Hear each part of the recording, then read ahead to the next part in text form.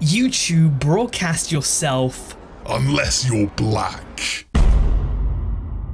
This was an allegation that came to light in August 2022 after a well-known YouTuber called Corey X Kenshin created a now viral video titled YouTube, Racism and Favoritism. Within this video, which now has more than 8.6 million views, Corey describes how about a week or so prior, he played a video game called The Mortuary Assistant, a horror game that had recently been released, and uploaded the gameplay to his channel. Shortly after, this video would get demonetized and age restricted. What was strange though was that following this, Corey looked at the content from other YouTubers who had played the same game, and as it turns out, nobody else got hit with anything. His YouTube rep thought that the reason that he got age restricted was for a specific part in the video in which a woman was battling depression. However, if that was the case, then YouTube should have been consistent in age restricting everybody's videos that included that scene. But it wasn't. Suspicions raised, Corey then decided to make a play to get to the bottom of this by contacting YouTube and showing them that other creators had the same content in their videos. He sent them Markiplier's video on the same game, which also included the very same scene. In response, YouTube actually remonetized Corey's video, which to him confirmed his suspicions that YouTube had either been A, picking favorites, or B, age restricting his videos because of his race. Let's be honest with ourselves for a second, though favoritism might be seen as a conspiracy theory, it's all but a confirmed one. Larger creators get away with absolutely anything they want on YouTube. Sniper Wolf comes to mind as a recent example of this. After she infamously doxed YouTuber Jack's films, YouTube spent several days covering their eyes and ears before eventually giving in to online pressure to do something about the situation, by temporarily demonetizing her channel. A fitting punishment to someone who's made tens of millions of dollars on YouTube, really hitting her where it hurts in response to literal crime. And if we want an earlier example, Logan Paul's infamous Japanese forest video was put on YouTube trending back in early 2016, despite the fact that it clearly broke YouTube's content policy on several fronts. If I'm not mistaken in saying, trending videos are handpicked by YouTube. I don't think you can just luck your way on there, I believe they are chosen by the company themselves. If that is indeed the case, then it means that everyone they're showing you on trending are the teacher's pets of formerly Susan Wojcicki and currently Neil Mohan, but more on that later. Of course, this only makes sense. At the end of the day, a creator like Sniper Wolf or Logan Paul, who make tens of millions of dollars themselves, in turn make YouTube tens of millions of dollars. It would make sense that the platform would therefore strive to make sure that these cash cows are taken care of more than anyone else. At the end of the day, they don't want them to be upset. At the start of October, Sniper Wolf had brought in 181 million views in the past 30 days. Even with an incredibly low RPM of $2, that's almost $500,000 made in a single month. At around the same time, Jack's Film's main channel had about 4 million views in the past 30 days, which at the same RPM would have made around $8,000. A lot of money, it has to be said, but there are clearly levels here. And there's a financial incentive on why YouTube would never ever ban Sniper Wolf, because they'd be losing out on millions of dollars every year. By doing what they've done, they've minimized losses by doing just enough so that people will start to forget about it. Sniper Wolf has technically been punished and we'll all move on with our lives. But if we backtrack for a second and talk about Corey's other claim that YouTube is racist, that one is a little bit harder to confirm. Corey admitted himself that his suspicions were merely that. YouTube over the past few years has been publicly trying to champion diversity where it can. They've mentioned identity in the YouTube Rewinds. Can we also give a moment to Asian representation in entertainment this year? And the platform also has a program called YouTube Black Voices. However, when you look on the YouTube creators website, you'll see that the only programs available are for creator research, up-and-coming creators in general, and YouTube Black. If you're of the opinion that YouTube's racism is specifically and solely anti-black, you might call this a cover-up or a PR move, but the black community is the only racial community that even has a program. That said, in Corey's case, it was undoubtedly strange that he was the sole outlier, and I hate to be that guy, but if you look up the mortuary assistant gameplay on YouTube, it's very white, and his was the only one that was age restricted. You can see why he might have put 2 and 2 together. A potential explanation of this was that perhaps the human reviewer of this content was racist. YouTube likes to claim that humans review flagged content, and therefore human biases would still persist, even if it's not fair. But having said that, this video went through multiple people at YouTube. Surely someone would have noticed the mistake. For sure, something smelt off. And I guarantee it wasn't me, because I'm wearing a delightful fragrance sent to me by Scentbird, who happened to be the sponsor of today's video. Scentbird allows you to try a generous month supply of a new designer fragrance for $17 a month, meaning it's low risk, high reward, because as I've come to find out since the start of my collection, designer fragrances can be stupidly expensive. They sent me these 3 amazing fragrances to try out, so first up we have Versace Eros Flame. It's a badass name for a badass fragrance. I quite like my Versace, and Eros Flame didn't disappoint. It had a really nice performance, so you don't have to reapply throughout the day. Citrusy, just really good all round in my opinion. Next up was Berber Blonde by Sana Jardin. This one was a bit of a lighter fragrance, it's unisex, we all know that if it's French, it's gonna be a good designer, very light and pleasant. I had one of my friends smell all 3, and this one was his favourite. And last but not least, we have Midnight Gold by English Laundry. This is one brand that I'd never heard of before, but this fragrance is definitely something I go for. This was my favourite of the bunch, strong bergamot notes, and bergamot is for sure one of, if not my favourite fragrance notes. It's young, it's cool. For a chap like me, this is the exact kind of stuff I can get behind. And if you want to get behind it yourself, you can do so by using my code FoxAkimbo for 55% off your first month by using my link in the description below. That means, for you Americans and Canadians out there, it's just over $7 for your first month. Once again, I'd like to thank Scentbird for being the sponsor of today's video. So with that said, you probably know that we're doing an iceberg chart today. We're sticking up at the top of the iceberg to start off with. This is also something above the surface. So you probably know by now the theory that YouTube prefers companies to creators.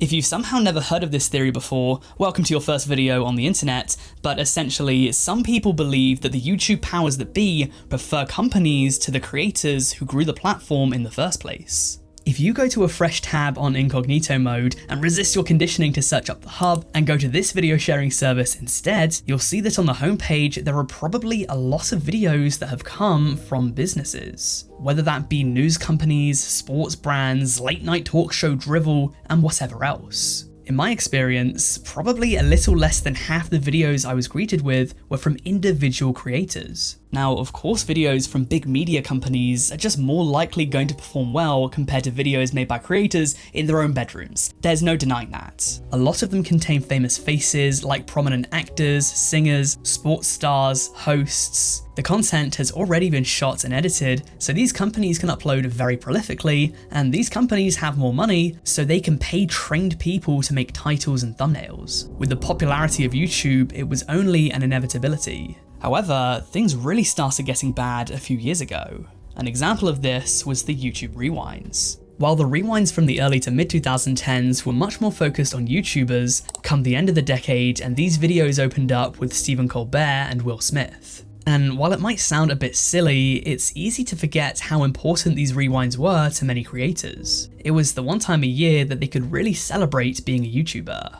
Most celebrities really don't have too much to do with YouTube, so how is it fair that they played such prominent roles in these videos? I suppose I didn't predict Will Smith because he is quite literally the last thing I think of when I think of YouTube. So the reason that a lot of people think that YouTube prefers companies to creators is that companies are, for the most part, faceless. If you're mad at, say, a BBC News video, you wouldn't be mad at YouTube. If you're mad at Joey Salads for doing an N-word prank in the hood, you're going to be mad at the place where he'll post it. The platform facilitated what he did. Or at least what he faked doing. Of course, there is a problem with this theory, which is that nobody is immune to controversy. Will Smith, whose movie clips and talk show interviews have been on YouTube's front page in the past, opened up the 2018 rewind. I'm sure he's had a good time since, and hasn't been at the butt of every slapping, cucking, or promiscuous wife joke of the past 5 years. Nonetheless, it's hard to argue that a faceless company is as easy to hate as an individual for the general public, at least on YouTube. A clip of a celebrity telling Conan O'Brien their quirky stories is a lot more safe for a brand than some basement dweller giving his thoughts on the role of women in today's society. Companies are brand safe by design because they want to have advertisers. Individuals, on the other hand, sometimes don't know, sometimes don't care, and sometimes don't want to be brand safe. If you don't want to be brand safe, it means you don't make any money, which means YouTube doesn't make any money, which means YouTube prefers companies to individuals, or so people believe. On to the next theory now, and this one we can move through quite quickly. YouTube doesn't want you to get monetized. So the deal with this one is that a little while ago, YouTube made some changes so that almost every video will now run ads, provided it hasn't been demonetized. What this means is that even if you're not a part of the YouTube Partner Program, you'll still have ads run on your videos. YouTube will still make a profit from your content. Not only that, but YouTube will also have an even bigger profit from your videos because it won't have to split the earnings between itself and you. It's to my understanding that YouTube and its creators split revenue 45 to 55. So the creators will make 55% of what the advertisers pay to run their ads. And YouTube, because it's their service and it's their site and they're hosting your videos, will make the other 45%. If a creator isn't in the YouTube Partner Program though, because they don't know how to join, or they don't want to join, or their channel isn't large enough to join yet, it's not like the 55% gets set aside for them.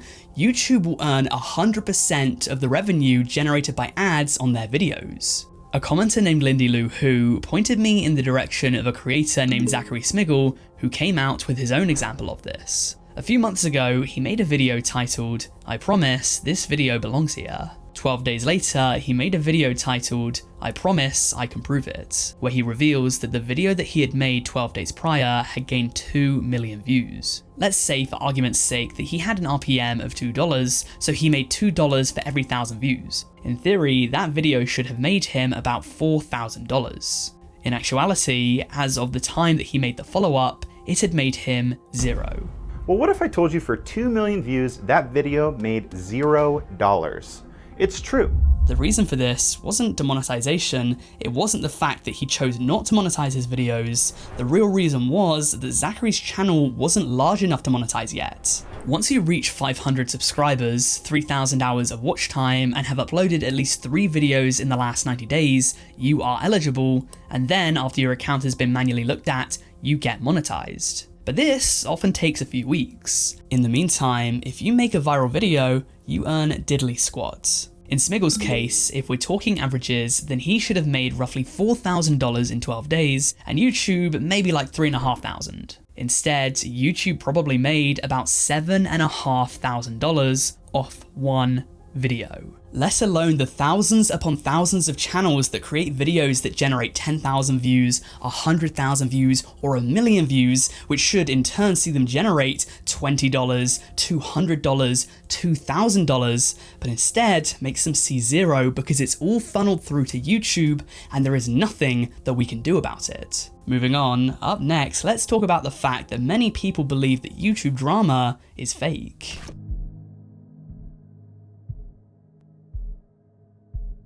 So obviously, this one is dependent on the case. It would be stupid to suggest that every single online feud ever was forged, but still, throughout the years, we've seen a few beefs that we now know to be fake. One of the most successful examples of this was the Sidemen beef from a few years ago. For anyone that doesn't know, the Sidemen are today hands down the biggest YouTube group in the UK, but back in 2017, they drew headlines because people thought that the group were parting ways. The largest member, KSI, wanted to focus on his rap career and had started hanging out in LA. People thought that he had outgrown the other members, whose channels for the most part were substantially smaller.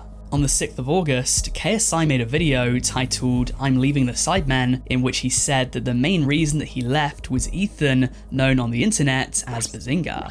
Why I'm leaving the Sidemen? Mainly because of Ethan. I'd say he was the main reason I'm leaving. Can't stand him. In the video, which now has more than 10 million views, he then dropped a small diss track verse and watched as Sidemen fanboys attacked Ethan because they thought that he was the reason that the group had broken up. What came next would later be known as the Summer of Diss Tracks, with KSI and his brother Deji on one side and the remaining Sidemen on the other. Now, to say that these diss tracks were a major hit would be a sickening understatement. Vicstar's diss track on KSI's brother Deji amassed 29 million views. KSI's diss track on fellow member Rotashaw accumulated 66 million views, Mini Minter's diss track on Deji now has 70 million views, and Rotashaw's first diss track on KSI has a whopping 73 million views. His second was so hardcore, it had to be deleted. This isn't even to mention the views and revenue earned from adding them all into a compilation on their second channel More Sidemen, or each member reacting to the diss tracks, as many of these videos also gained tens of millions of views. And then, once they got all their shots in and all was said and done, they revealed the beef to be fake. It was meant to be fake, and then it got f***ing real, bro. It was meant to be me and you, Ethan, and that was it. There really wasn't any bad blood between these boys, but the group came out having reached a new level of popularity. At the end of the day, if you weave in a strong narrative into your content, people are going to watch because they want to see what happens next. It has tension and conflict, all of the makings of a good story, and people, audience members, want a good story. People saw this happen, they saw the success, and over the past couple of years, there have been a few creators accused of manufacturing their own beef for the views and clout. At the end of the day, for a creator, if people are talking about you, even if it's for a bad thing, it doesn't have to be a bad thing. Moving further down the iceberg now, let's talk about YouTube's preference for kids content.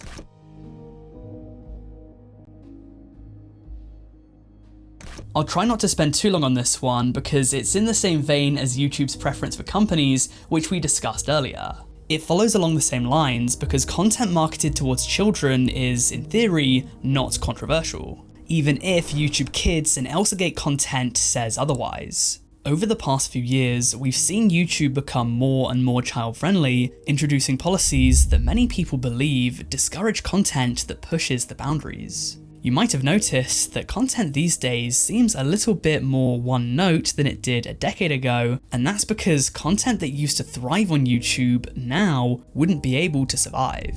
In the wake of the adpocalypses in the mid to late 2010s, YouTube has heavily cracked down on content that even reference mature talking points. Many creators find that they can't discuss heavy topics, they can't do weird stuff anymore, they can't even swear for the most part. People have resorted to using ridiculously unfitting words such as unaliving and pornography to reference heavy subject matter. Many critics argue that the sameness of modern YouTube content is because creators aren't allowed to flex their creative muscles. Swearing is a form of self-expression. Criticism against other people is a form of transformation. If you take a look at YouTube's top 10 most subscribed channels, 4 of them are expressly kids channels, and even Mr. Beast is bordering on that too. I don't know his demographics for sure, but based off his comment section, I'm pretty sure that the lion's share of that man's audience is probably children. Of course, there's an argument to be made against that too, as keeping another apocalypse off our hands should be the #1 priority, so demonetizations, and with it the restriction of controversial content, are now just a part of online life. On top of that, children watch the most YouTube out of everyone, they have the most free time on their hands because school hours are shorter than work hours, and they don't really have any responsibilities, so marketing your channel to be family friendly is just a smart move. That said, with the recent removal of the dislike button, it seems as though YouTube isn't done bubble wrapping its content quite yet, and so if this theory is true, we'll have to wait and see how this moves forward in the future. Going down even further in the depths of the iceberg now, it's time to once again talk about YouTube's refusal to stop family channels.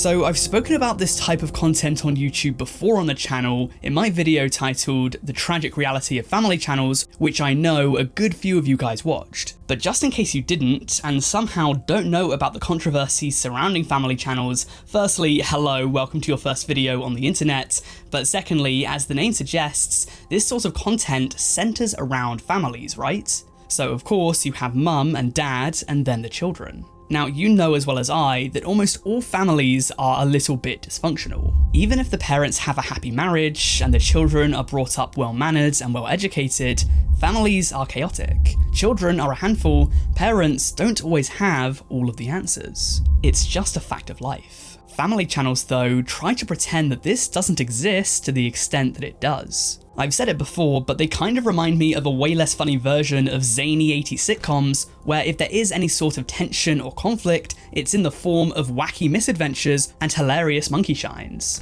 Though it's often the most well put together families on paper that hide the darkest secrets. Throughout the years, audiences have been made aware that this is a fraudulent reality.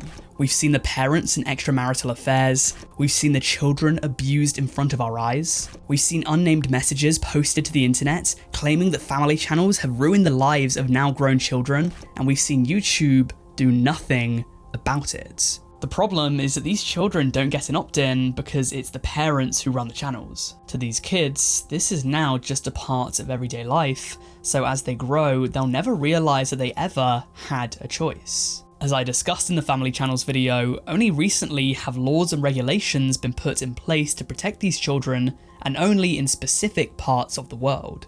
So why does YouTube allow it? Well, many people believe it's because it's lucrative. On top of that, their system works in such a way so that they can only take action after an incident has occurred. The main theory is that, again, this all boils down to money. Combined, these channels probably take in excess of tens of millions of views per day, thousands of dollars per day, so YouTube might just wipe its hands clean and ask, what's the harm in allowing them to stay? And if we're questioning harm, there's no better topic to discuss next than the concept of algorithmic radicalisation.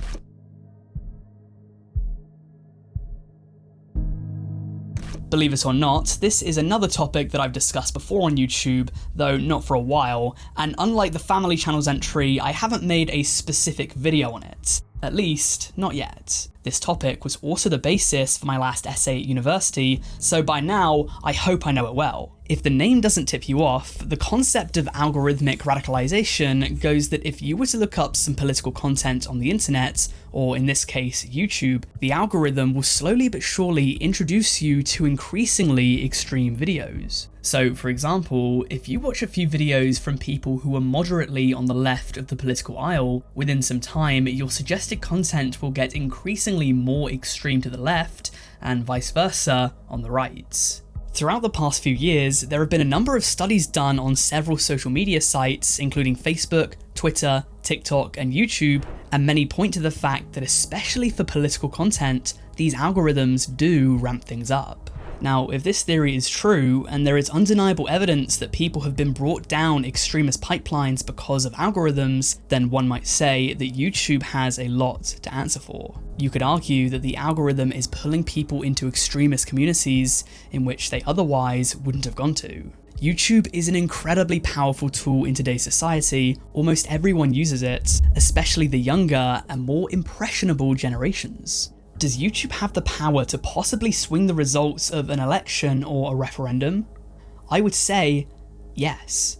Therefore, you have to ask yourself, do the YouTube powers that be want to bring people down these pipelines? Could they be more likely to suggest more palatable politics of a certain side on specific policies, and then show the crazy far extremes of the other? And that perfectly leads us into our next topic: the algorithm is manipulated.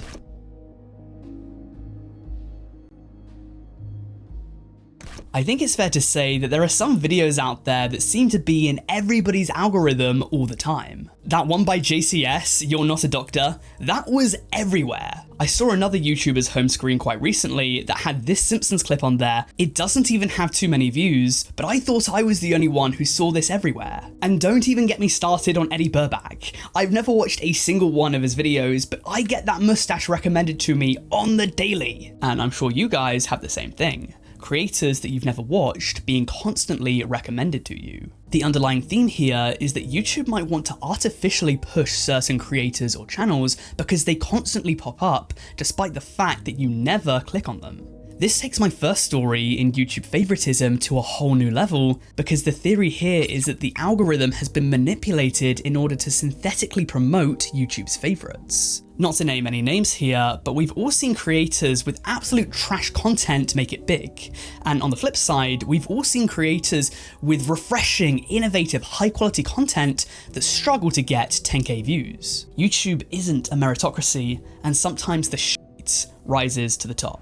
Could it be that someone in the back rooms of YouTube has had a hand in their success? Could it be that the YouTube powers have seen a channel that they want to push or promote? Similar to the last entry, it could be something that they do or say that would push YouTube's agendas, whatever they may be. How do we know that after PewDiePie's infamous bridge incident, YouTube didn't want a faceless corporation to be their most subscribed channel, and so they tried to subtly manipulate the algorithm to push T-Series and suppress PewDiePie?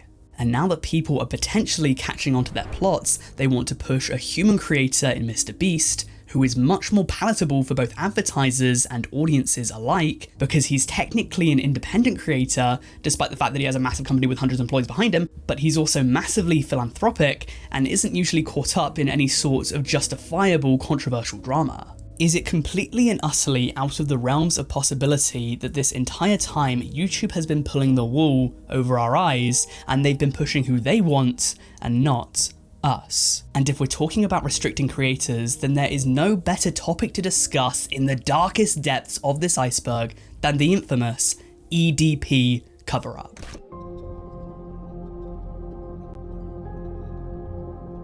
So I'm really not too sure how much I'm allowed to discuss this, because there have been several creators over the past few months, such as Revsay's Desu and Turkey Tom, who have received literal community guideline strikes because of their coverage of the Cupcake Man. If you've never heard of EDP before, hello, welcome to your first video on the internet, but essentially in April 2022, he was caught trying to meet an underage person and then lied saying that he was out to get cupcakes. Since then, he said that it was all a ruse, that he was acting for a movie that turned out to be fake, he's forged some documents, and he's used about every excuse in the book. So now he's infamous for that incident, and about a month ago, he was caught for a second time doing the same thing by a man dressed as a cupcake. Apparently, I can't even show pictures of this second confrontation because, as I said, people have literally been striked for their coverage of this, so I really need to toe the line here.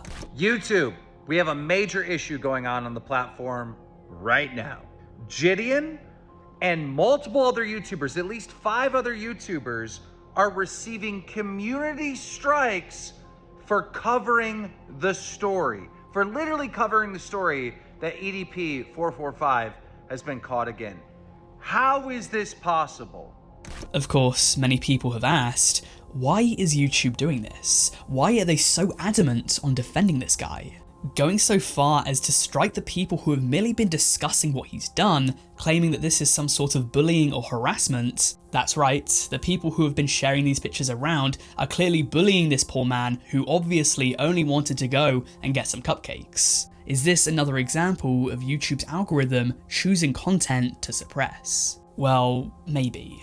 That is the conspiracy theory. Now, I can't name my source for this, but I've been made aware of the argument that people who have been banned or blacklisted or striked for covering this incident have been merely caught in the crossfire. What I've been told is that YouTube has a massive problem with the people who have been arranging these stings and setups to catch these sorts of predators, because they're essentially vigilantes. This has been a trend that's been becoming more and more popular on YouTube over the past few years, people going down the Chris Hansen route and taking matters into their own hands. Well, I've heard a story about a creator who recently lost their life after trying to do this. In what can only be described as a tragedy, it could just be that YouTube is trying to stomp out this content in all its forms as a method of trying to minimize the chance of this happening again.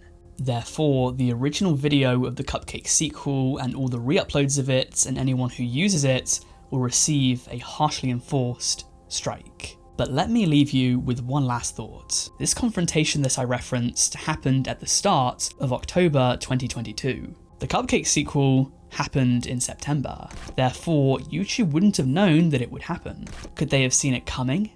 Sure. I think that this was unfortunately only a matter of time, but that still leaves the million-dollar question that has to be asked. Why did YouTube so adamantly defend the Cupcake Man?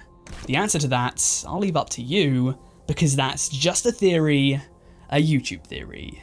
If you enjoyed this, why not check out my video on Tinder's banned users? It's a fantastic video. If you like this, I promise you won't be disappointed. Once again, I'd like to thank Scentbird for being the sponsor of today's video. Link down in the description if you're interested. And whilst you're down there, why not like and subscribe if you enjoyed? I would truly appreciate it. Aside from that, I'd like to thank you for watching, and I'll see you later.